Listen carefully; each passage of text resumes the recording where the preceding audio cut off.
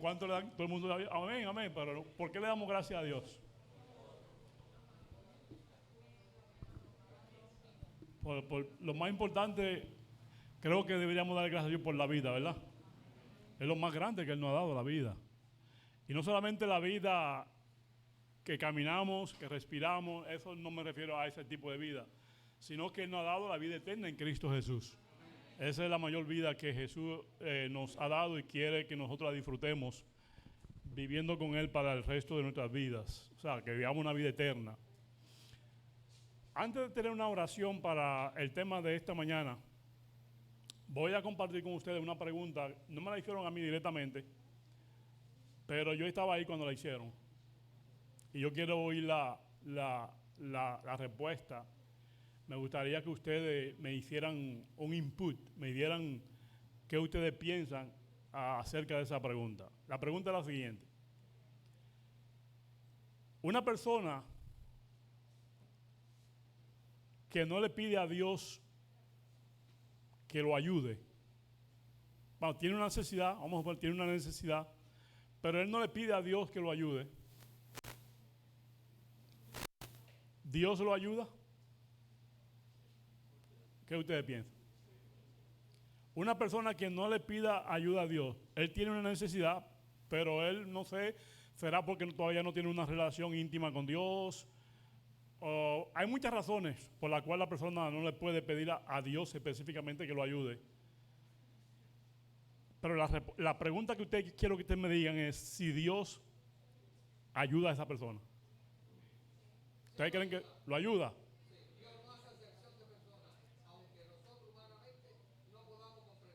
Oh.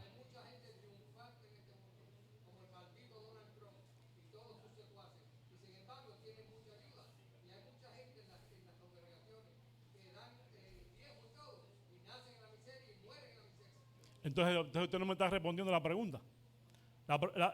¿Será Dios que lo está ayudando? ¿Será Dios que está ayudando, como usted dice, al maldito de Donatrón, como usted dice?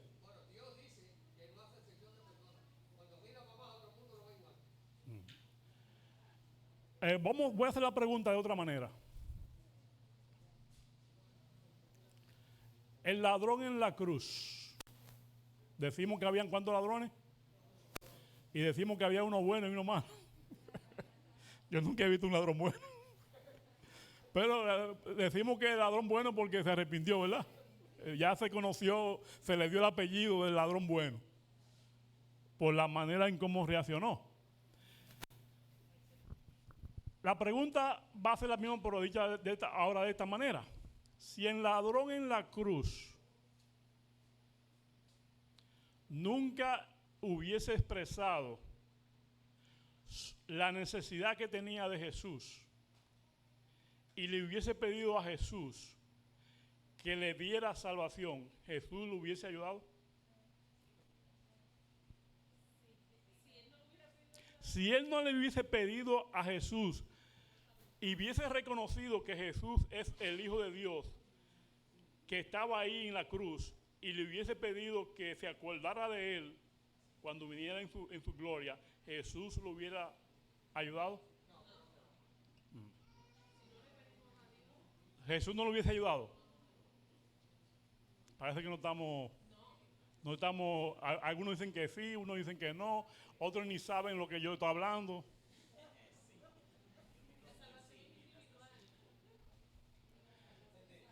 Dígame, ingeniero.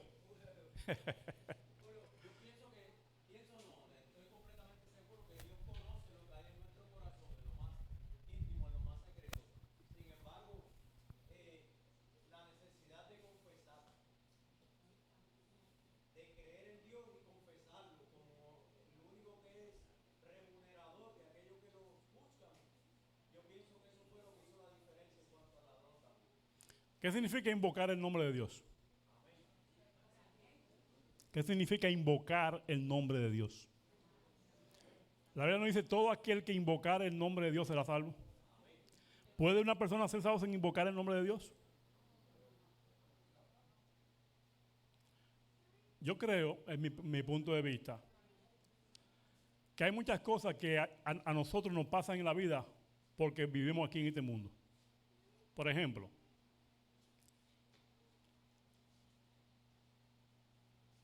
una persona que se prepare, vamos a poner una persona que fue a la escuela, vamos a poner un curso, lo que sea, un curso, vamos a poner de obtener la licencia del CDL. Un ejemplo, que es la licencia comercial que se necesita para manejar un truck o un bus. Si yo no hago ese curso, o sea que hay que invertir unos chavitos, hay que invertir tiempo para obtener esa licencia. Si yo voy a una compañía que está solicitando personal que tengan ese tipo de licencia, CDL, si yo voy a esa compañía a buscar trabajo y yo no tengo CDL, ¿la compañía me va a dar trabajo? ¿Y qué tal si yo le pido a Dios que la compañía me dé el trabajo? ¿Dios me lo va a dar? Si yo le pido a Dios que me dé ese trabajo, ¿Dios me lo da? ¿Ustedes creen? Manos, si Dios se lo da, yo no creo en ese Dios. Porque es imposible. Es imposible que usted vaya a una compañía que lo primero que usted necesita es una licencia CDL, porque Dios no puede violar la ley. ¿Ustedes creen que Dios puede violar la ley? ¿Quién es el hacedor de la ley? Dios. Y hay una ley que para usted manejar un vehículo comercial usted tiene que tener una licencia. Entonces, ¿cómo Dios les puede dar un trabajo a usted si usted no tiene licencia de manejar vehículo comercial? O sea, hay cosas que Dios no puede hacer porque Dios si las hace está violando su propio principio. Y Dios es un Dios tan justo y tan claro y tan recto que Dios nunca va a violar su propio principio. Entonces, la respuesta a esa pregunta, que si yo tengo necesidad y yo no le pido a Dios que me ayude, o sea, en otras palabras, si yo no le pido a Dios que me ayude, ¿por qué yo no le pido a Dios que me ayude? Porque no lo reconozco como mi Dios. Entonces, si yo no reconozco a Dios como mi Dios, ¿puede Dios ayudarme? Hay cosas que son productos de la naturaleza. Cuando usted nace, automáticamente usted crece, ¿sí, verdad que sí? Usted respira, porque ya Dios le dio la vida, usted automáticamente va a respirar, usted va a crecer y usted se tiene que preparar para poder trabajar. Si yo no me preparo, entonces, hermano, lamentablemente yo no le puedo pedir a Dios que haga cosas que cuando yo mismo no estoy haciendo los requerimientos que Dios está pidiendo. O sea, Dios no puede violar su propio reglamento. Ahora, hay trabajo específico que usted le pide a Dios y Dios sí se lo da. El trabajo específico que usted sí le pide a Dios, que Dios sí se lo da. Pero la mayoría de los trabajos que nosotros conseguimos, nosotros no se lo pedimos a Dios. Automáticamente lo conseguimos. O todas las personas que viven que están allá afuera, que tienen trabajo, que no creen en Dios, ¿tienen trabajo? ¿Le pidieron alguna vez a Dios que le diera trabajo? No. ¿Y consiguen trabajo? Sí. O sea, eso es producto de que viven en esta tierra. Y por lo tanto, se preparan, buscan trabajo y consiguen trabajo. Todo el que busca encuentra, dice la Biblia que todo el que busca encuentra. Ahora, hay cosas específicas que usted le pide a Dios. Por ejemplo, como el ladrón en la cruz, fue una cosa específica que el ladrón le pidió a Dios, reconoció que ese era Jesús que estaba ahí y le dijo, sálvame. Si él no hace eso, Dios no lo salva, porque Dios no puede obligar, Dios no te obliga a hacer cosas que tú no quieres. Lo primero que tú tienes que hacer para Dios salvarte es tú reconocer que Dios es tu Señor. Dios tiene que reconocer todo aquel que invocar el nombre de Dios será salvo. Ahora, yo sí, por experiencia personal, todos los trabajos que yo tengo, yo nunca lo busqué. Dios me lo consiguió. Porque ese es mi tipo de relación. Ese es mi método que yo uso. Simplemente en 2 segundos le voy a contar una experiencia que yo tuve. Estaba tronando, cayendo rayos y centellas. Y yo me fui al 2º piso de un colegio adventista de Santo Domingo, hace unos cuantos años. Y yo tenía una necesidad, miren, una necesidad que, como se dice, Teo, tenía una olla, tenía una necesidad que yo no siquiera podía obtener, en ese tiempo estaba bien económico el cambio del dólar hacia el peso. Creo que estaba a 3 por 1 en ese tiempo. Ahora está 54 por 1. O sea que prácticamente un peso era prácticamente igual que $1. Y yo no tenía ni siquiera 25 centavos, aunque era más económico todavía en ese tiempo, para yo coger como le dicen en Santo Domingo, un concho, un taxi, para ir a la universidad. Tenía que caminar casi 7 kilómetros a pie para yo salir del trabajo a las 5 de la tarde, para irme a caminar casi 10 kilómetros para ir para la universidad, porque no tenía ese dinero para yo coger un carro de transporte público. O sea, así estaba mi necesidad. Y como yo reconocí la necesidad que estaba, Dios sabía que yo tenía necesidad. Y yo fui específicamente, porque tú tienes que ser específico con Dios. Y yo me postré en esa condición. Y yo le dije a Dios, Señor, yo quiero que tú me consigas este trabajo. O sea, yo le dije al Señor cuál trabajo yo quería. Y la prueba que yo quería que Él me diera para yo saber que viene de Él. Yo le dije lo siguiente, yo quiero, mira, yo le dije así mismo, yo tenía el reloj, yo le dije, son las 2 de la tarde. A las 5:30 de la tarde yo voy a ir a la casa de fulano de tal.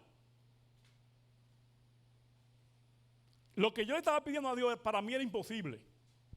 Pero ahí es que Dios actúa cuando tú le pides las cosas, cuando tú piensas que son imposibles. Ahí es que Dios se manifiesta poderosamente. A las 5:30 yo voy a ir a la casa de fulano de tal.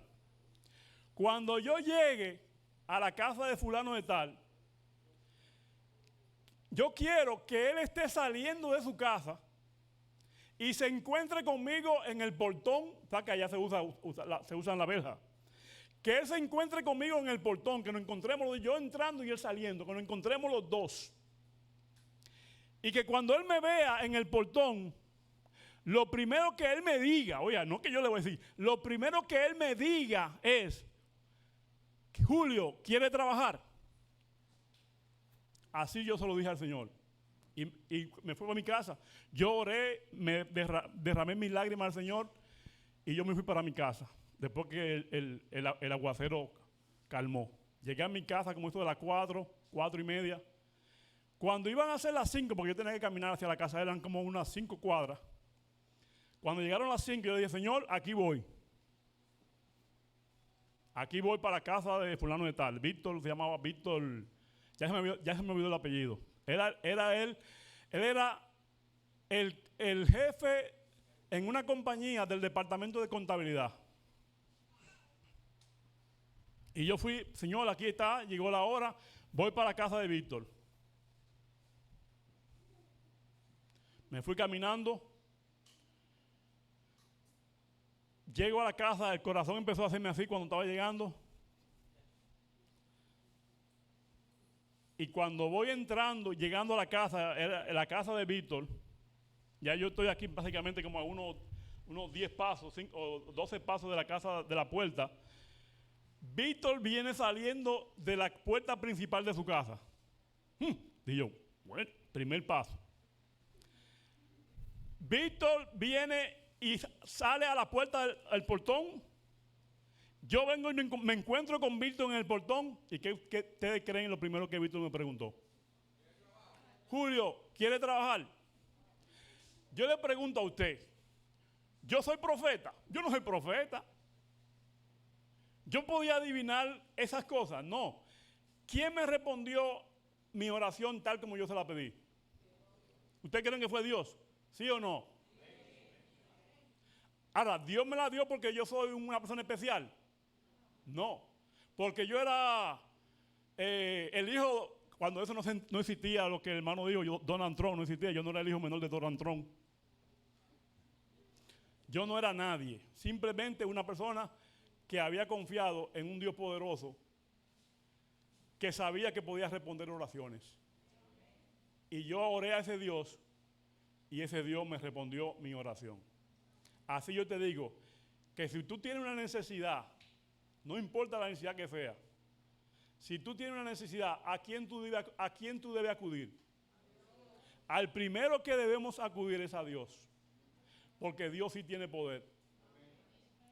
Y Dios sabe tu necesidad. Hay cosas que Dios te la da, que tú no se las tienes que pedir. ¿Por qué? Porque Dios sabe tus necesidades. Por ejemplo, las aves hablan.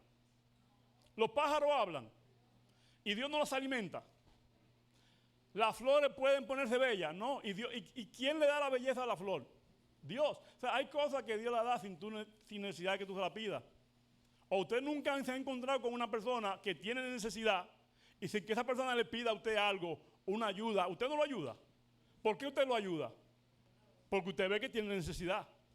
O sea, Dios muchas veces hace cosas que nosotros no tenemos que pedírselas, pero cuando se trata de cosas específicas, y más aún si son cosas de salvación, señores, hay que pedirle a Dios, porque Dios no obliga a nada. Dios no te obliga a ti a que tú quieras ser salvo.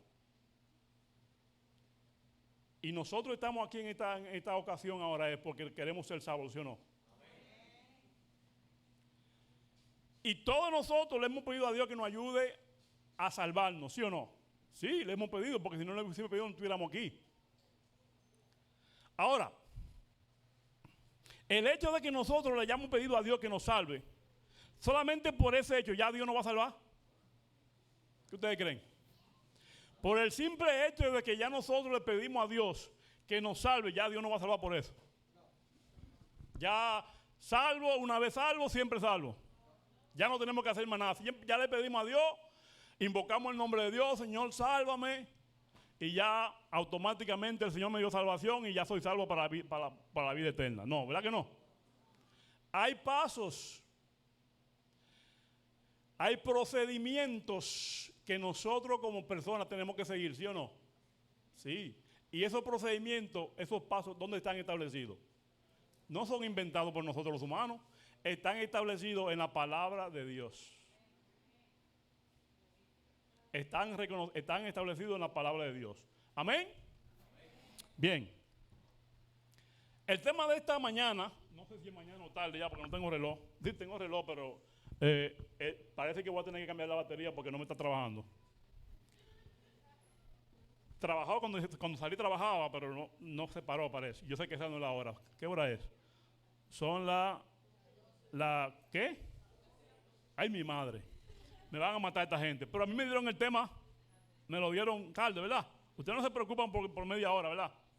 Ahí hay comida, creo que hay comida, ¿verdad? ¿O no? Oh, sí.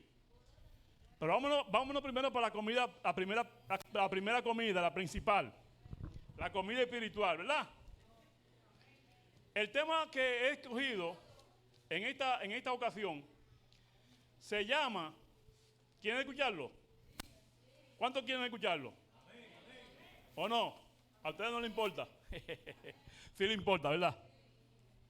El tema de esta mañana, casi tarde, es emoción o convicción. ¿Cómo se llama? Las dos cosas como que se parecen, ¿verdad? Las palabritas como que se parecen. Emoción y convicción. Se parecen. Pero no son iguales. Vamos a orar. Señor, te damos gracias por tu palabra. Te damos gracias por Cristo Jesús. Y te damos gracias porque a los que vienen a ti tú nunca le echas fuera. Y nosotros venimos a ti en esta tarde y mañana para que tú, Señor, nos aceptes tal como estamos.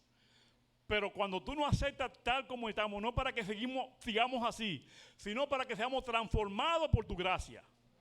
Gracias porque tú tienes el poder para hacerlo a través del poder del Espíritu Santo, en el nombre de Jesús. La Biblia dice que si usted no se deja, que si usted no se resiste a la influencia del Espíritu Santo, que si usted no se resiste al amor de Dios, usted va a ser atraído por su amor. Ustedes saben cuando usted agarra dos imanes o un imán y usted agarra ese imán y lo acerca a un metal, ¿qué pasa con ese metal? Que ese imán va a atraer ¿a qué? A cualquier metal que esté cerca del imán. Ese imán tiene poder de atraer.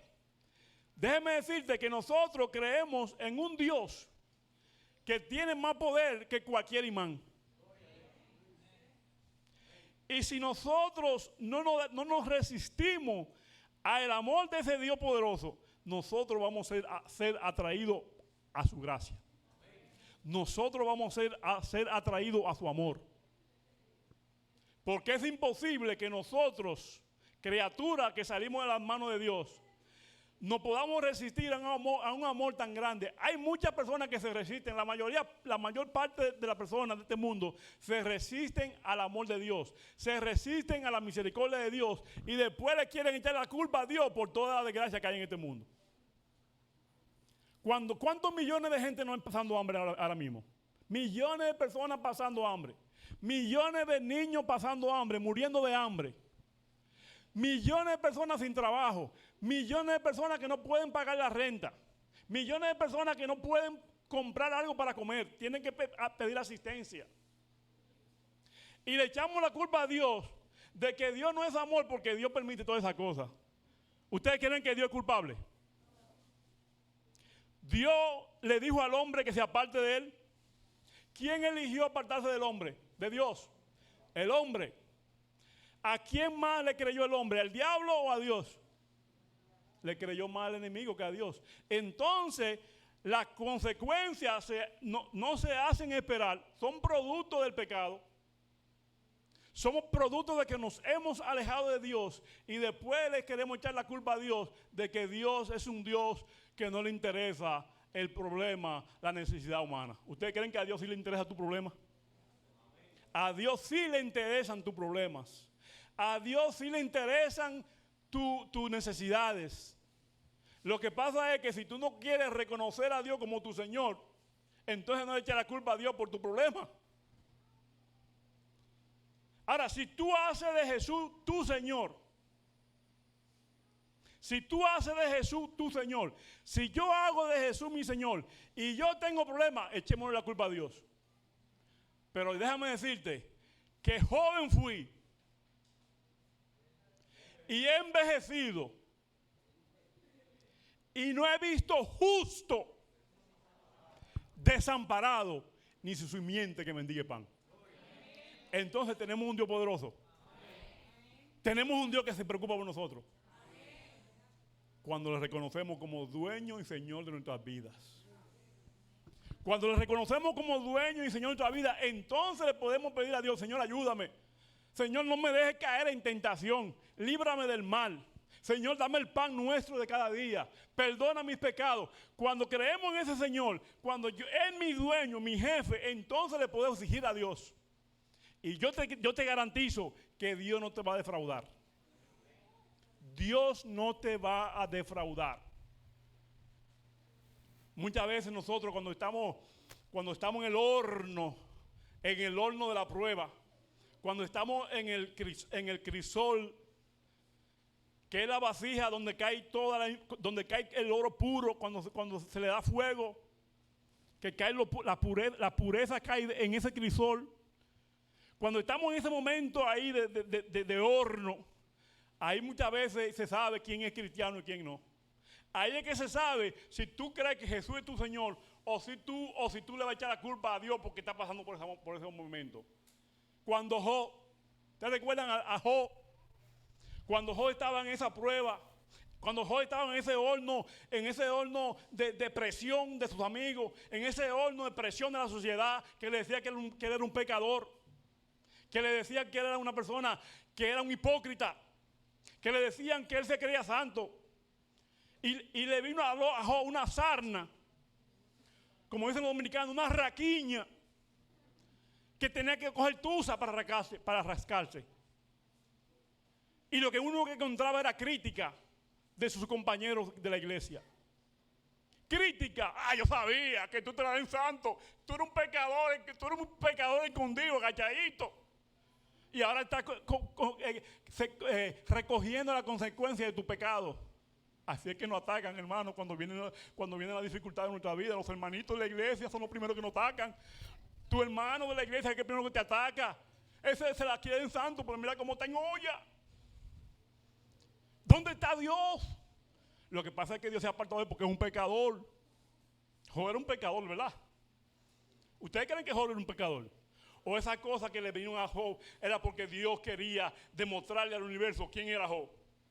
En la confianza que Job tenía de ese Dios poderoso. Dios quería enseñarle una prueba, una gran verdad Dios quería enseñar con el caso de Job. Y lo único que yo te puedo decir es que a pesar de la prueba que Job pasó, no hay de las personas que se puede decir que pasó más prueba que Job es Jesús. Después más nadie. Jesús fue la única persona que pasó más prueba que Job. Jesús falló. Aunque Jesús dijo, ¿por qué me ha abandonado, Padre?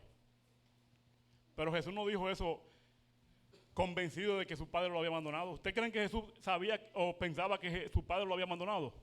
Él lo dijo producto de su dolor, producto de lo que estaba pasando, el peso sobre él. Pero Jesús nunca desconfió del amor del Padre. Jesús sabía que el Padre, aunque estaba ahí, no hablaba, estaba con él ahí, sufriendo, tirando lágrimas, viendo a su hijo desnudo ante el universo y aquí en la tierra, todo el mundo burlándose de él. El Padre estaba sufriendo con Jesús. Cuando Job estaba en esa presión, ¿dónde estaba Jehová? Jehová se estaba riendo allá, haciendo chercha allá en el cielo, ¿verdad? No, Jehová estaba ahí con Job sufriendo, aunque él no lo veía. ¿Ustedes creen que Job no sabía? Sí, Job tuvo ese dolor. ¿Dónde está Dios? ¿Dónde tú estás? ¿Por qué me ha abandonado? Pero la fortaleza de Job, la fe de Job, salió. ¿Cómo usted cree que salió? ¿Salió purificado o no? Yo sé que mi Redentor vive. ¿Quién de nosotros puede decir, en momentos de crisis, en momentos de problemas, yo sé que mi Redentor vive? ¿Quién? Somos pocos los que lo podemos decir, hermano. Porque cuando viene la prueba, cuando viene la necesidad, cuando no puedo pagar el mortgage, cuando no puedo pagar el carro, lo primero que digo muchas veces es, ¿dónde está Dios? ¿Por qué me abandonó? Pero no piense eso, porque eso es lo que el diablo quiere que tú pienses. Pero nosotros le aplastamos la cabeza al diablo en el nombre de Jesús. Porque aunque tú estés pasando por el valle de sombra de muerte, no temeré mal alguno. ¿Por qué? Porque Dios está conmigo. Pero esa convicción, esa certeza de que Dios está contigo, ¿cómo se consigue? Al azar, ¿verdad? Se consigue al azar. Se consigue. Alguien me predicó acerca de la iglesia adventista, me bauticé, y ya porque me bauticé, ya todos mis problemas se resolvieron. Ahora de aquí en adelante todo va a ser color de rosa. Voy a andar por la alfombra roja.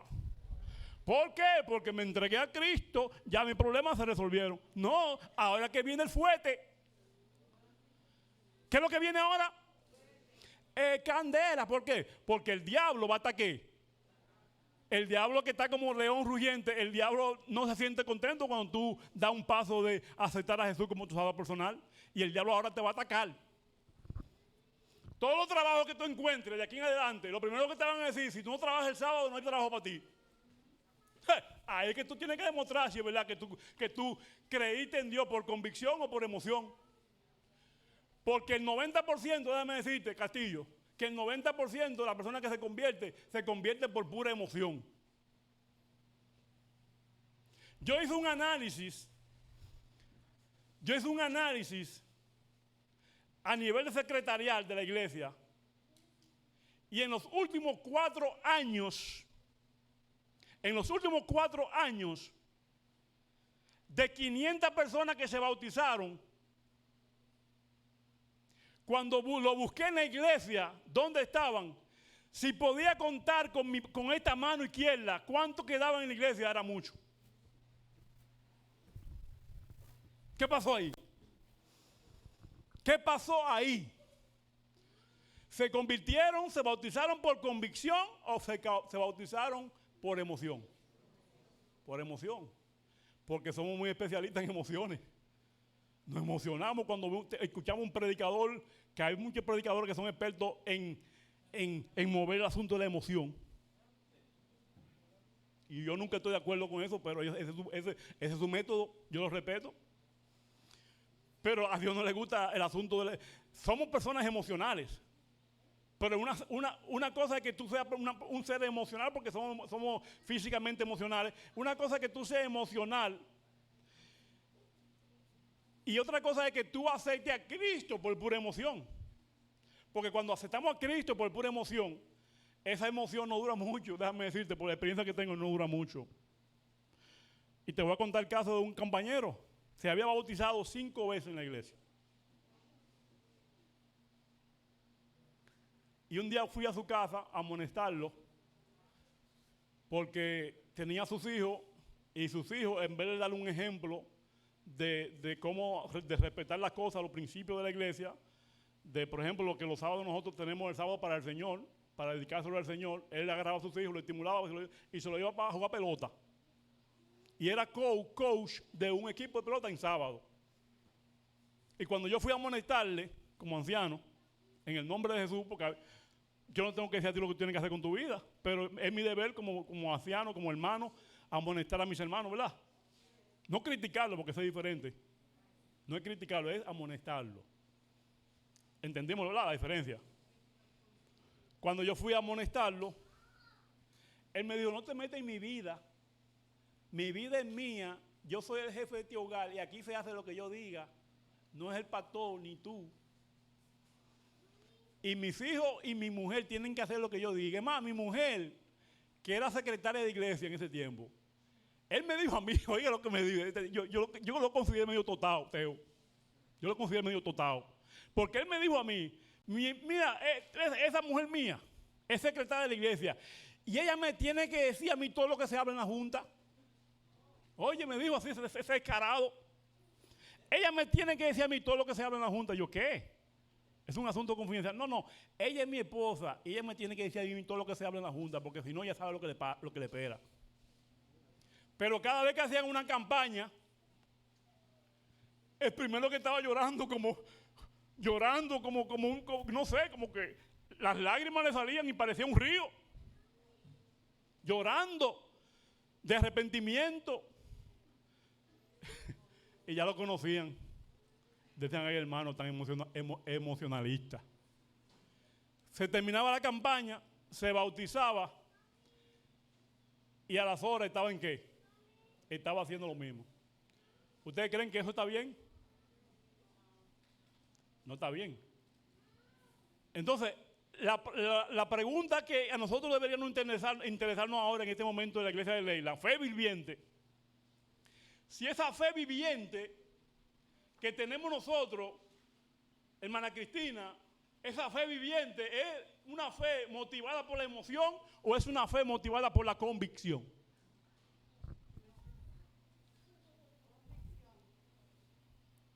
¿Cuál ustedes creen que es la mayor necesidad del mundo? ¿Cuál ustedes creen que es la mayor necesidad del mundo? Personas buenas. Es la mayor necesidad del mundo, personas buenas. Personas moralmente correctas. Personas que se ponen sensitivas a cuando ven un problema en el mundo. Esa es la mayor necesidad que hay en el mundo, ¿verdad que sí?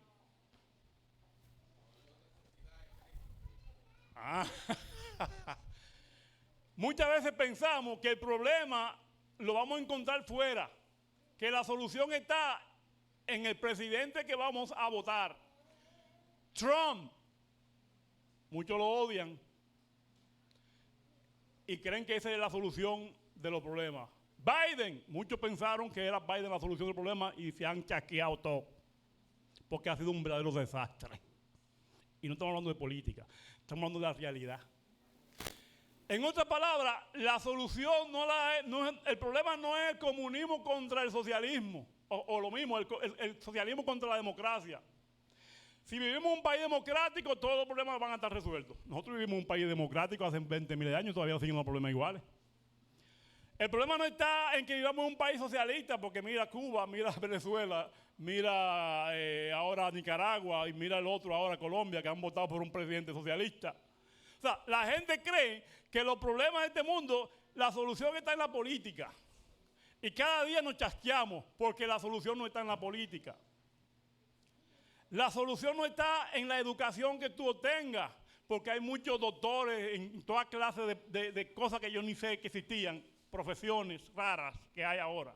Doctor en qué, un montón de títulos que le dan, que es lo mismo todo, con diferentes nombres. Y creemos que ya, porque obtuve un grado alto de excelencia en la educación, ya mi problema está resuelto. Y los problemas siguen como iguales.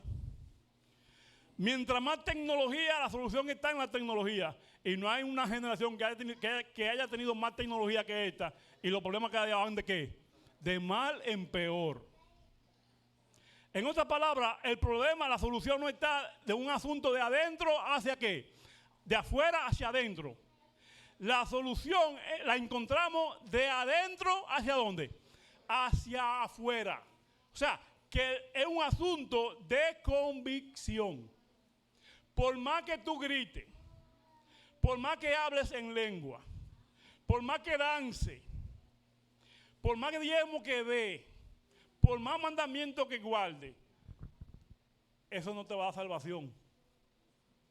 La salvación te la da cuando tu corazón es compungido con el poder del Espíritu Santo.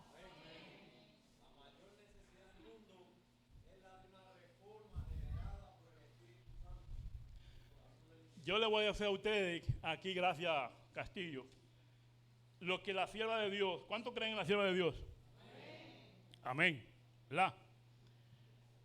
Lo que la sierva de Dios dice, ¿cuál es la mayor necesidad del mundo?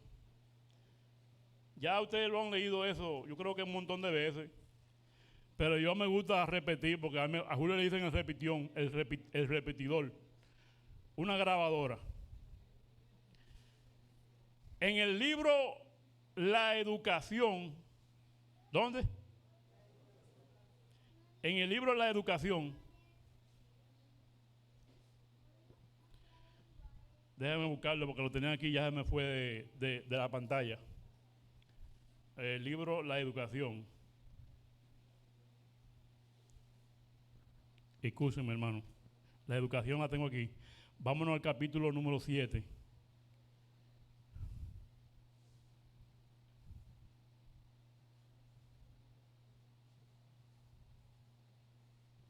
Aquí lo tengo.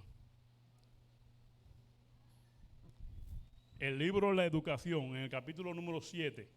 Oigan lo que la sierva de Dios dijo. ¿Cuántos creen en la sierva de Dios? Amén. Amén. La mayor necesidad del mundo es la de hombres y mujeres, niños, niñas, ancianos, viejos, como usted le quiera llamar, que no se vendan ni se compren. Hombres que sean sinceros y honrados en lo más íntimo de sus almas. Hombres que no teman dar al pecado el nombre que le corresponde. Hombres cuya conciencia sean tan leal al deber como la brújula al polo.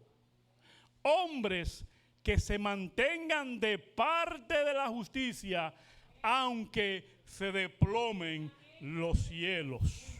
Esa es la mayor necesidad de este mundo. El mundo está como está porque el mundo ha dejado a Dios que intervenga en sus vidas. Por esa razón no hay hombres que cumplan con estas características. Hombres sinceros, hermanos fieles, hermanos que no sean hipócritas, hermanos que no te coman por detrás. O sea, no pasa eso porque no hay personas que tengan a Cristo como centro de sus vidas, como centro de mi vida. Pero cuando nosotros nos dejamos influenciar por el poder del Espíritu Santo, porque es un poder que viene de adentro, obra de adentro hacia afuera. Cuando tú reconoces tu necesidad de un Salvador, cuando tú reconoces que solamente Cristo es el único que puede ayudar a este mundo, cuando tú reconoces eso, dice que tu vida es vivificada. es como que está corriendo dentro de ti un manantial de aguas vivas. Un manantial que resalta para vida eterna. Porque tú estás reconociendo a Cristo como tu creador, a Cristo como tu hacedor. Nosotros somos los primeros en este mundo que le echamos la culpa a Dios por todo. Hasta por la pudridez que hay en este mundo le echamos la culpa a Dios. Pero no queremos aceptarlo como Dios. No lo queremos aceptar como Salvador. Y entonces le echamos la culpa a él de los problemas y de la desgracia. ¿Tú quieres que haya un mundo que cambie? El primer paso que tiene que dar el mundo para cambiar es aceptar a Cristo como Salvador personal. Es reconocer que la única esperanza es Cristo Jesús. ¿Recuerda la conferencia, campaña, aquella campaña del 2000? La única esperanza es Cristo Jesús. Si tú quieres que tu vida sea diferente, si yo quiero que mi vida sea diferente, que mi vida sea una vida de relación con Cristo, una vida donde yo voy a vivir de acuerdo a los principios. Que todo el mundo cuando me vea diga, he aquí un verdadero israelita. ¿Por qué ustedes creen que Jesús cuando se encontró con Natanael le dijo, he aquí que un verdadero israelita? ¿Por qué? Porque él era bonito. Porque él vio que Jesús fue al banco y le dijeron, el gerente le dijo, ese tipo tiene una buena cuenta bancaria. Y Jesús como se lo quería ganar, le dio labia, le dijo, aquí un verdadero israelita. No, fue por eso, ¿verdad? No, fue porque en su vivir, en su forma de ser, irradiaba ¿qué? Irradiaba una confianza absoluta en el Dios verdadero. Porque su vida era consecuente a las decisiones que él había tomado. Y ya yo le he dicho en temas anteriores, el problema que tenemos muchos nosotros como cristianos es que no somos consecuentes con la decisión que tomamos. En un último sábado joven que prediqué, allá en la iglesia de Ley Buenavista, me decían los jóvenes, yo quiero que tú prediques acerca de la existencia de Dios. Si Dios existe o no existe. Y déjeme decirle que se quedaron sorprendidos cuando yo les dije, el problema no es que tú sepas que Dios existe o que Dios no existe. Eso no es el problema.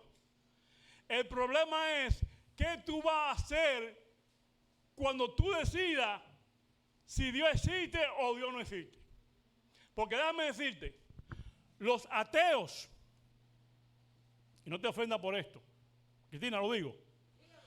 Los ateos, ¿qué es un ateo? Una persona que no cree en Dios, una persona que Dios no forma parte de su vida, ¿verdad que no? ¿Sabe muchas veces que los ateos, en la mayor parte, los ateos son más consecuentes que los cristianos? ¿Cómo así? Porque los ateos dicen Dios no existe. Y su vida es consecuente con lo que decidieron. Para ellos Dios no existe. Van a vivir una vida de ¿qué? Una vida así, al garete. Sin tener que darle cuenta a nadie. Ellos son consecuentes. Dios no existe. Por lo tanto, yo vivo mi vida, yo me la gozo. Yo hago lo que yo quiera. Nada es consecuencia de nada. Y yo me muero y da fe. Todo ya, eso es consecuente con su decisión. Dios no existe. Pero el problema de nosotros los cristianos es que por emoción decimos, Dios existe, Dios no está muerto. Y cuando vemos la película, Dios no está muerto, lloramos, lloramos, nos emocionamos y decimos, yo quiero que Jesús venga, pero cuando dejo de ver la película, no sé para dónde se fue la emoción. Oh, Dios mío, ¿para dónde le fue? O sea, se desapareció la emoción. Soy un satánico. Soy un chimoso, un criticón. Hablo de los hermanos como si nada. Eso es emocioneta, ¿sí o no? Pero si tú dices que Dios existe, ¿cómo debe ser tu vida? Consecuente con lo que Dios, que sí, que Dios existe. Y si yo y tú decidimos que Dios existe, ¿cómo debemos vivir nuestra vida? De acuerdo a un Dios que nos va a juzgar, ¿sí o no? Tenemos que ser respetuosos. Tenemos que amar al prójimo. Pero decimos que amamos a Dios. Hermana, Cristina, ¿usted ama a Dios? Oh, no, espérate. Yo oro todos los días. Yo me levanto a las 2 de la mañana orando. Cristina, escúchame que usted es tu nombre. yo me levanto a las 2 de la mañana a orar, porque yo creo en Dios. Pero después yo veo a la hermana, no estoy diciendo que es la hermana Cristina, porque nunca la he visto. Es un decir, hermano. No se vayan a confundir. Después yo veo a la hermana que me está hablando de Juanito. Y lo que la hermana me está diciendo de Juanito, como que no es consecuente con la hermana que está constantemente en oración. Y yo, hermano, ¿y qué pasó? ¿Y a dónde se fue la oración? O sea, mi vida tiene que ser consecuente. Yo tengo que ser consecuente porque yo creo en un Dios poderoso, en un Dios que me observa, en un Dios que me va a juzgar. Y como creo en un Dios que me va a juzgar, entonces yo soy una persona que tiene mucho cuidado con lo que hablo del hermano. Yo soy una persona que hablo para amonestar al hermano. Que lo que mi preocupación es a orar por el hermano para que Dios lo ayude a salvarse. ¿O usted no quiere que se salve? O somos como Jonás. Jonás espirituales. ¿Recuerdan el tema Jonás espirituales? Jonás se quilló con Dios porque salvó a Nínive. Hay hermanos que se molestan con Dios porque el hermano pecó. Y como el hermano pecó, ya el hermano no merece salvación. Y 20 años hablando del hermano. Y lo que quieren es comérselo. Pero cuando el hermano pide perdón a Dios, Dios lo perdona. Y Dios lo restaura. ¿Restauró Dios a David? ¿O Dios estaba todos los días bochinchando ya en el cielo?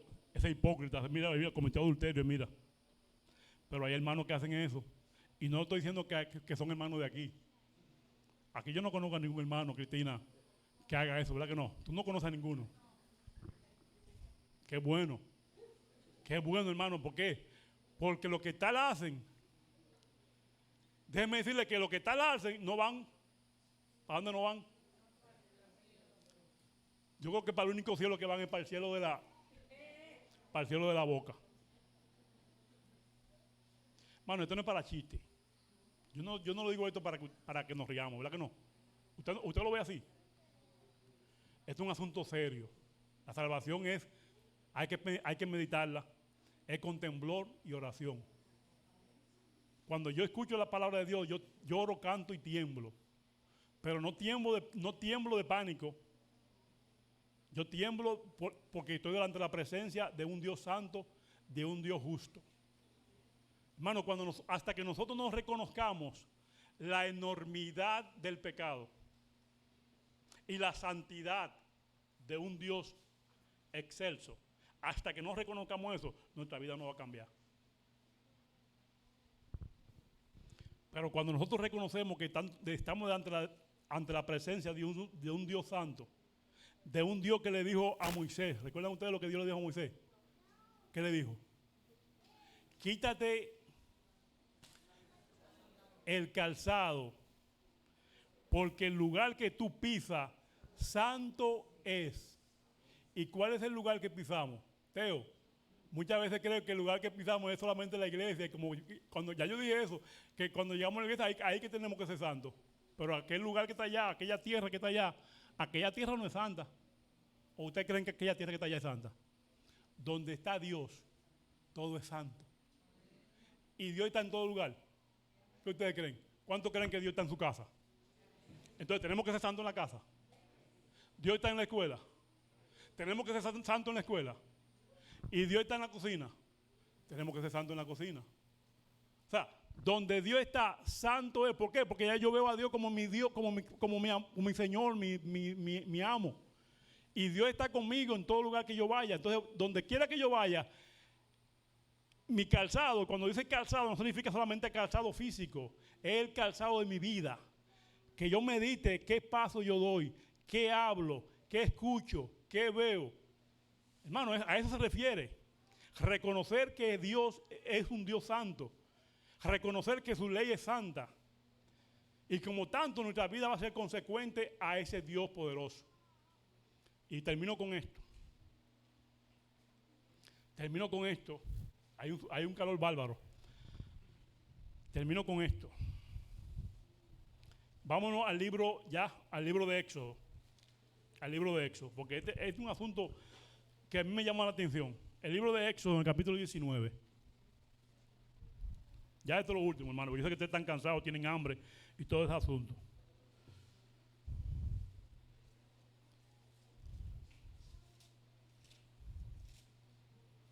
Para que ustedes vean cómo trabaja el asunto de la emoción. Israel en Sinaí. ¿Dónde estaba Israel?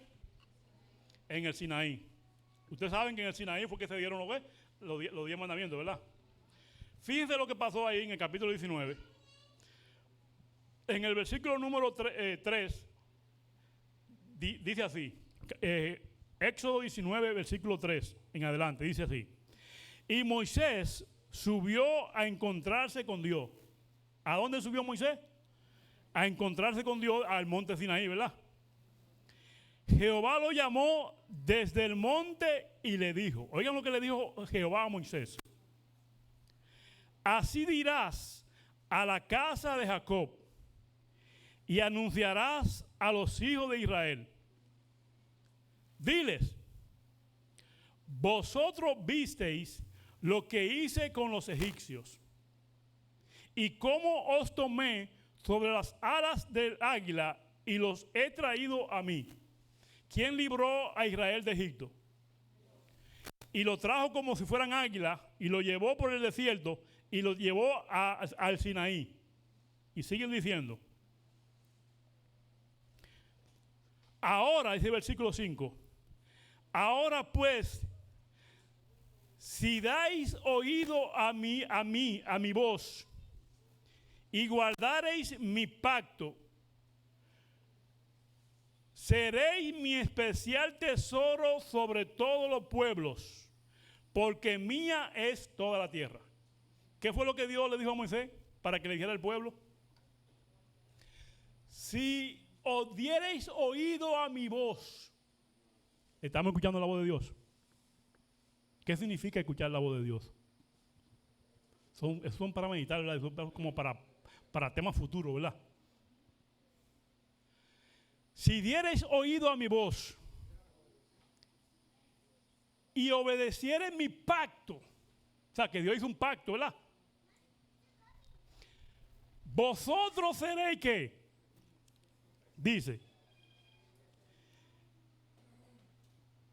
vosotros seréis mi especial tesoro sobre todos los pueblos, porque mía es toda la tierra. Vosotros me seréis un reino de sacerdotes y gente que.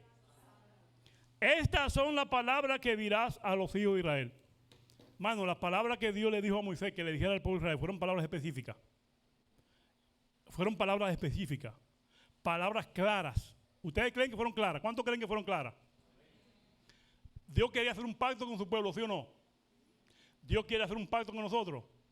Dios ha hecho un pacto con nosotros. Es el mismo pacto. No cambia. Dios no tiene 50,000 pactos. ¿Cuántos pactos tiene Dios? Un solo. El mismo pacto que Dios hizo con su pueblo en el Sinaí es el mismo pacto que tiene contigo, conmigo y con todos nosotros. Es el mismo pacto.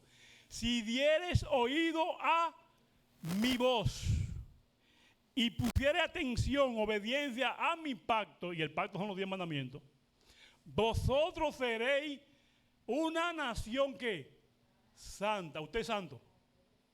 ¿Cuántos se creen santos aquí? Ya antes nadie levantó la mano. O sea, todos somos pecadores. Todos somos pecadores, pero nadie aquí es santo. Mano, ¿usted no ha aceptado a Jesús como Salvador personal? ¿Cuántos han aceptado a Jesús como Salvador personal? Entonces, ¿por qué usted no levanta la mano y dice que yo soy santo? No hemos hecho un pacto con Jesús. Santo no significa que usted no peca. ¿O cuántos creen que santo significa que usted no peca? No, hermano, somos humanos y mientras estemos en el tiempo vamos a pecar. Pero mientras más nos acercamos a Jesús, menos pecamos. Linaje escogido, pueblo adquirido por Dios. Ahora, oigan lo que respondió el pueblo. Porque el pueblo tiene que tener una respuesta, porque Dios quiere una respuesta, ¿verdad? Vamos a ver lo que respondió el pueblo.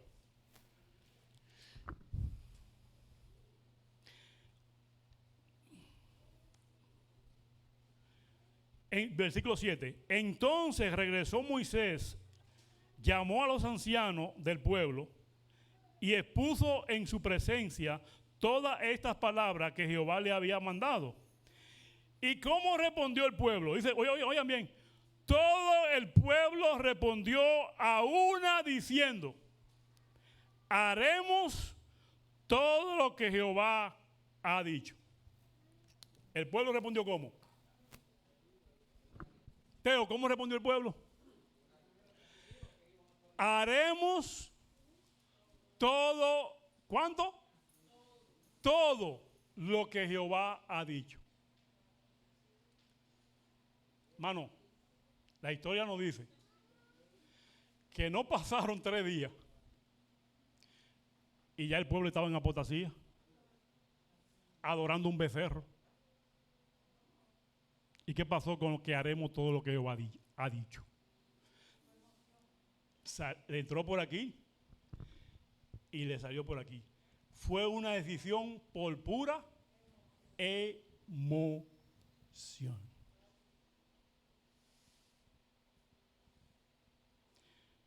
Ustedes saben cuál es una decisión. Eso fue una decisión por emoción.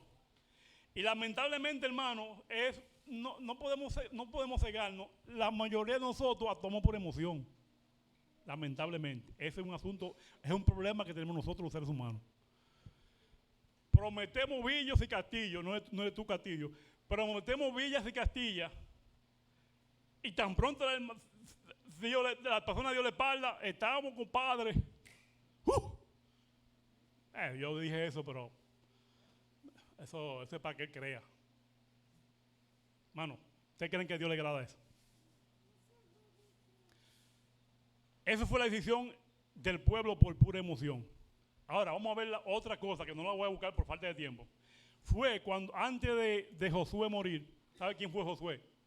Mano, después de Moisés, no hubo otro líder más grande que Josué.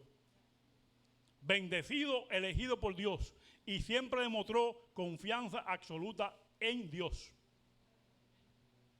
Y oigan cuál fue la última palabra de Josué cuando llamó al pueblo. Lo mismo que Dios le había dicho a Moisés. Llamó al pueblo y le dijo, miren, ustedes saben todo lo que Dios ha hecho. Nos sacó de Egipto.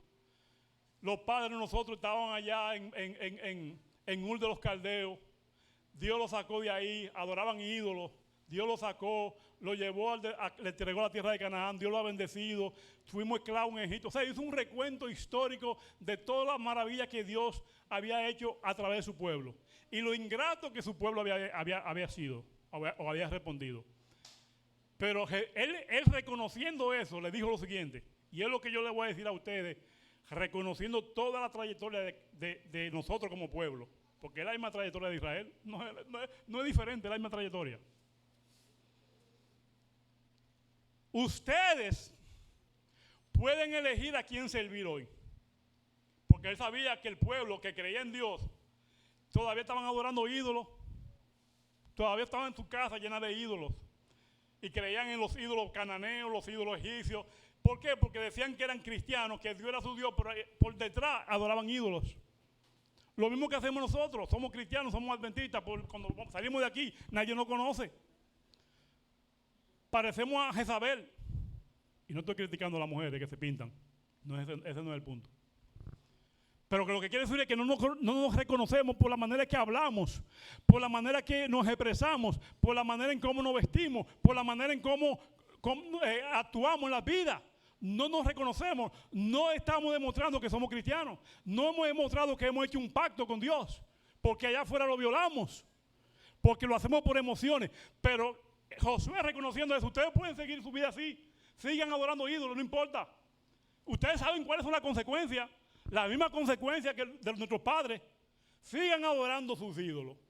Ustedes pueden elegir a servir a quien Dios te quieran. Si ustedes quieren seguir sirviendo a Baal, sirvan a Baal. Y aquí viene lo duro. Pero yo y mi casa seguiremos a Jehová. Hermano, es un hombre que está hablando por convicción. Es un hombre que está hablando porque tiene una relación íntima con Jehová. Y así la iglesia de fe viviente, cada miembro de la iglesia de fe viviente, cada hermano, cada amigo que nos acompaña en la iglesia de fe viviente, tú puedes ver al mundo cayéndose en pedazos. Tú puedes ver a los hermanos cayéndose en pedazos aunque te duela, aunque lo amoneste. Ellos eligen lo que van a hacer. Tú puedes hacer eso, pero tú tienes que mantenerse firme. Yo y mi casa seguiremos a Jehová. Es más, aunque tu casa te abandonare, tú tienes que decir, yo permanezco firme a Jehová. Porque la salvación es individual. Nadie te va a salvar. Tú con tu relación con Dios. Eso es lo que te va a salvar a ti. Es una relación, es reconocer lo que reconoció el ladrón. Acuérdate de mí cuando venga en tu gloria. Es un asunto personal. Cuando tú estás en el aposento de tu casa, orándole a Dios, que te ayude con tus debilidades, que te ayude con tus problemas, que tú reconoces que tú eres un mentiroso, que tú reconoces que tú eres un ladrón, que tú reconoces que tú eres un adúltero, que tú reconoces que tú eres un fornicario, que tú reconoces que eres un chismoso, que tú reconoces que eres un criticón. Pero le pide a Dios que te ayude a no ser así. Cambia mi vida, Señor. Eso es lo que tú le dices. Y eso solamente lo sabes tú y Dios. No ningún hermano de la iglesia fe viviente. Tú y Dios. Y cuando tú le pides eso a Dios, cuando yo le pido eso a Dios todos los días, me voy a dar cuenta automáticamente que mi vida ha cambiado. Y van a decir, oh, por eso no es el mismo hermano Pimentel que yo conocía. Oh, por eso no es la hermana Filomena que yo conocía. Ahora es una hermana transformada. La lengua Dios se la cambió. La lengua Dios se la quitó y le dio una lengua nueva. Porque es un asunto de relación. Y dice que a los que vienen a Dios, Dios no le echa fuera. ¿Cuántos quieren reconocer a Dios como su Señor? Vamos a ponernos de pies. Vamos a ponernos de pies y vamos a decirle a Dios en esta mañana. Vamos a decirle a Dios en esta mañana que solo su gracia nos puede transformar. Que solo el Espíritu Santo, que conoce nuestras cuitas, que conoce nuestras debilidades, que conoce lo peor que somos, eso lo conoce el Espíritu Santo. Pero tú le vas a decir en esta mañana, en esta tarde, Señor, entra en mi corazón, cámbiame, Señor, transfórmame, hazme una persona nueva. Que cuando me vean la persona yo sea un bálsamo de bendición. Que cuando la gente vea gente que vengan con necesidad, gente que venga enferma, gente que venga dolida, molida, chasqueada por la burla que le han hecho, por los bullying que le han hecho. Un hermano que venga chasqueado porque todo el mundo lo ha criticado. Un hermano que venga chasqueado hablando en peste de los dirigentes de la iglesia. Que tu deber sea amonestar a ese hermano y decir, hermano, yo la amo. Y olvídese de eso porque usted no se va a salvar si usted sigue así. Ese es el trabajo tuyo y mío.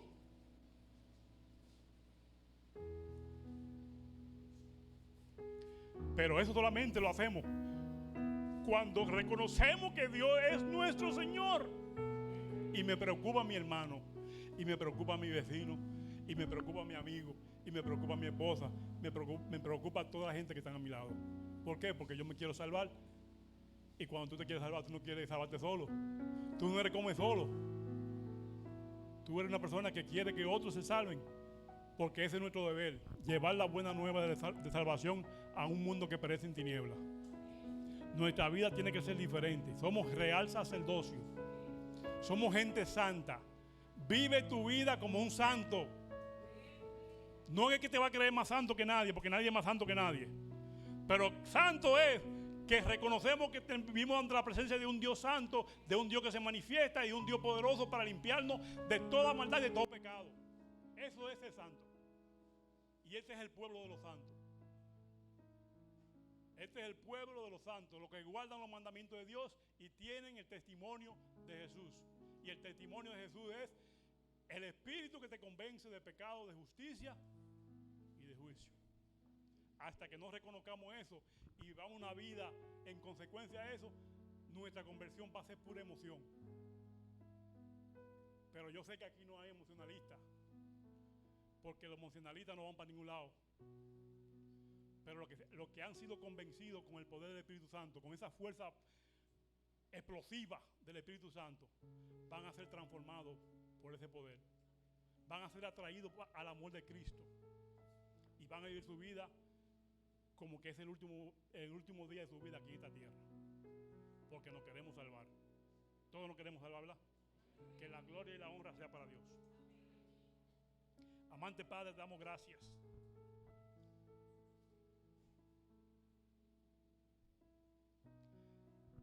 Te damos gracias por tu gracia y amor. Te damos gracias por tu misericordia. Te damos gracias porque tú eres un Dios justo. Tú eres un Dios bueno. Tú eres un Dios tardo en la ira. Pero tú eres un Dios que no quiere dar su vida en vano. Ya tú la diste por nosotros, Señor. Y muchas veces somos malagradecidos, que no vivimos una vida de acuerdo a ese amor tan inmenso que tú nos manifestaste.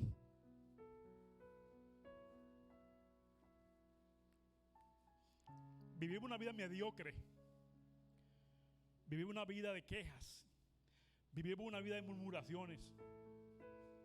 Y mientras vivamos una vida así, vamos a ser débiles. Vamos a ser instrumentos del diablo. Pero cuando reconozcamos que todo lo podemos en Cristo que nos fortalece, que Él es nuestro amparo y nuestro refugio, que Él es nuestra ayuda en las tribulaciones, cuando reconozcamos eso por convicción, vamos a vivir una vida poderosa en Cristo. Vamos a vivir una vida que la gente va a querer acercarse a nosotros porque tenemos palabra de aliento, porque hay alimento en la casa de Dios. Porque vamos a ser manantiales de agua, manantiales de alimento espiritual, manantiales de alimento físico, manantiales de esperanza, de luz y de salvación a las almas. Cuando tenemos esa relación contigo, Señor. Esa relación, tú y yo, Señor. Tú actuando poderosamente en mi vida y yo reconociendo tu poder y reconociendo mi debilidad. Así vamos a cambiar. Y así vamos a vivir una vida nueva en Cristo Jesús. Bendice a la iglesia Fe Viviente, a los hermanos de la iglesia de Leyland. Yo no lo conozco a nadie de manera personal. No sé sus necesidades. No sé sus problemas. Pero sí sé que al igual que yo, tienen necesidades, tienen problemas, tienen deudas, falta de trabajo, problemas personales, a veces de confianza. Pero Señor, aquí estamos trayendo todos esos problemas, toda esa necesidad, trayéndola ante ti, el único que tiene poder para resolverlo. Gracias porque tú haces un pacto con nosotros y nosotros de manera convincente, de manera clara, de manera contundente, de manera precisa, te pedimos que nos ayude a vivir consecuente con la decisión que hemos tomado. Que no sea pura emoción, sino que en cada momento, en cada lugar donde estemos, cualquier cosa que vayamos a hacer, cualquier cosa que vayamos a hablar, recordemos que estamos delante de la presencia de un Dios que todo lo sabe y un Dios que todo lo ve. Te damos gracias por todo tu amor manifestado cotidianamente en nuestras vidas. Y porque tenemos la bendita esperanza y la seguridad de que tú vas a ayudarnos en este momento. Tú vas a estar contigo, con nosotros, en cada momento de nuestra vida tú vas a estar con nosotros. Así lo creemos, Señor. Y así va a ser, porque tú no eres un mentiroso. Tú lo dices que tú vas a estar con nosotros todos los días de nuestra vida hasta el fin del mundo. Y hemos llegado al fin del mundo, Señor. Todavía tú estás con nosotros. Aunque a veces lo neguemos con nuestros hechos. Pero ayúdanos a reconocerlo, que hemos fallado. Y ahora queremos que con tu Santo Espíritu nos ayude a obtener la victoria en Cristo Jesús. Gracias por escucharnos. Y gracias porque nos ha hablado en esta tarde. Te pedimos que lo que hemos escuchado sea atesorado en nuestros corazones, en nuestras mentes, y que sea consecuente en nuestras vidas con esas cosas. En el nombre de Jesús oramos. Amén.